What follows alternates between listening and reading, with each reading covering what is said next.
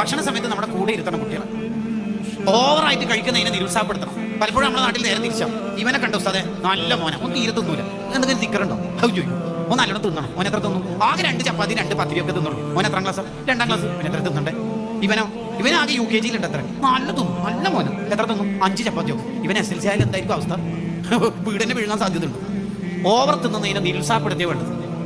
Over തിന്നുന്നതിനെ നിരുത്സാഹപ്പെടുത്തുകയാണ് വേണ്ടത്. ഭക്ഷണം കഴിച്ചുകൊണ്ടിരിക്കുമ്പോൾ മറ്റുള്ളവരെ നോക്കുന്ന സ്വഭാവമുള്ള ചില പിള്ളേരുണ്ടാവും, അതും നിരുത്സാഹപ്പെടുത്തണം. ഫസാലിമാ പറയുന്നുണ്ട്, എല്ലാവരും ഇങ്ങനെ ഫുഡ് കഴിക്കാം മൗലിദ് കഴിഞ്ഞിട്ട്, അല്ലെങ്കിൽ ഹൗസ് വാമിങ്ങിന്റെ ഫംഗ്ഷനിൽ വേറെ എന്തെങ്കിലും പ്രോഗ്രാം ഉണ്ട്.